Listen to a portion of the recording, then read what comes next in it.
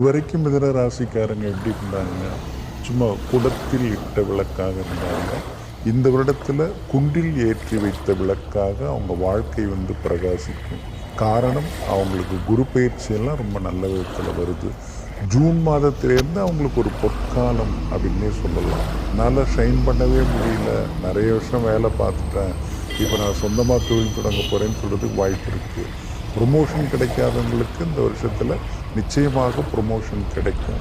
அதே மாதிரி திருமண தடைகள் எல்லாத்துலேருந்து வெளியில் எல்லா வகையிலுமே வாழ்க்கையில் ஒரு சந்தோஷத்தை கொடுக்கக்கூடிய வருஷமாக இந்த வருஷம் அவங்களுக்கு அமையும்.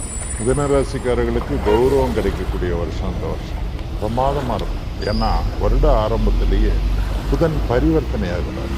சுபத்துவம்ன்றதுக்கு என்ன எல்லை கூட அத்தனை அமைப்புகளும் புதனுக்கு இருக்கிறதுனால வியாபார பெருமக்களாக இருக்கட்டும், தொழில் பெருமக்களாக இருக்கட்டும், அல்லது இளைய பருவத்தினர் யூத்தாக இருக்கட்டும், அல்லது அதை விட சகோதரிகள், மிதுனராசிக்கார சகோதரிகள் 5 வருஷமாக நல்லா இல்லை. அந்த மிதுனராசிக்கார சகோதரிகள் எல்லாருக்குமே கணவர் குழந்தைகள் பேரில் இது வரைக்கும் இருக்கக்கூடிய அத்தனை அமைப்புகளும் அப்படியே விலகக்கூடிய ஒரு நிம்மதி பிறந்துருச்சுங்க. பரவாயில்லைங்க, வாழ்க்கையில் நானும் கொஞ்சம் பரவாயில்லாமல் இருக்கிறேன்னு சொல்லக்கூடிய அளவுக்கு இந்த 2026ஆம் ஆண்டு கண்டிப்பாக.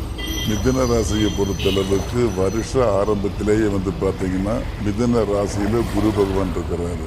மிதுன ராசிக்கு அதிபதி புதன் பகவான் குரு பகவானுடைய வீட்டில் இருக்கிறாரு. 2 பேருமே பரிவர்த்தனை யோகம் அப்படிங்கிற பலமான யோகத்தோடு இருக்கிறதுனால திரண்ட சொத்துக்கள் சேரக்கூடிய ஆண்டாக இந்த ஆண்டு அமையும்.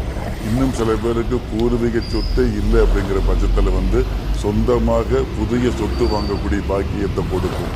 செவ்வாய் பகவானும் இந்த புதன் பகவானோடு சேர்ந்து இருக்கிறதுனால பொதுவாகவே பூமி சம்பந்தப்பட்ட வியாபார துறையில் உள்ளவர்களுக்கு சாமி வரம் கொடுத்த மாதிரி யோகங்களும் கிடைக்கும், தொழில் ரீதியான வகையில் லாபங்களும் கிடைக்கும். மிதுன ராசி பொறுத்தளவு இந்த இனிய ஆங்கில புத்தாண்டு மிகப்பெரிய சுமையை இறக்கி வச்சுருவாங்க. சக்கரவர்த்தி யோகம்னு சொல்லுவாங்க. ராசியாதிபதி பார்த்திங்கன்னா புதன் 7ஆம் இடத்துல சூரியனோட சம்மந்தப்படுத்துங்க. உடம்புல இருக்கிற மனசில் இருக்கிற அத்தனை பிரச்சனையும் வெளியேற போகிற ஒரு ஆண்டாக சிறப்பாக அமையும். அதே நேரத்தில் பார்த்திங்கன்னா இந்த புதன் வித்தியாகாரம். இந்த மாணவியர்களுக்கு பார்த்திங்கன்னா கல்வியில் மிகப்பெரிய ஒரு மாற்றங்கள், முன்னேற்றங்கள், சரஸ்வதி யோகம் பெற்ற ராசினா மிதுனம் தான். மிதுன ராசிக்காரங்க இது வரைக்கும் ரொம்ப கஷ்டப்பட்டுருக்காங்க. அதுவும் ரிலேஷன்ஷிப்பில் நிறைய பேருக்கு நிறைய பிரச்சனைகள் இது வரைக்கும் இருந்திருக்கும். சில பேருக்கு கோர்ட்டில் கூட கேஸ் போய் டிவோர்ஸ் ஆகிற அளவுக்கு கூட போயிருக்கலாம். அவங்களுக்கெல்லாம் இந்த வருஷம் ஒரு பொன்னான வருஷம் அப்படின்றத கண்டிப்பாக சொல்லலாம். என்னதான் கணவன் மனைவிக்குள்ளார நிறைய பிரச்சனைகள் இருந்தால் கூட அந்த பிரச்சனைகள்லாம் சும்மா பேசி தீர்த்து ஒன்றா சேர்ந்து வாழக்கூடிய யோகம் இவங்களுக்கு ஜூன் மாதத்துக்கு அப்புறம் கண்டிப்பாக இருக்குங்கிறத சொல்லலாம். ஸோ அதே மாதிரி ரொம்ப நாளாக திருமணம் ஆகலைன்னு நினச்சிட்டு இருந்தவங்களுக்கு, இல்லை ட்ரை பண்ணிட்டு இருந்தவங்களுக்கு கூட இந்த வருஷத்தோட பின்பகுதியில், அதாவது ஜூன் மாதத்துக்கு அப்புறம் கண்டிப்பாக திருமண யோகம் கண்டிப்பாக இருக்குது.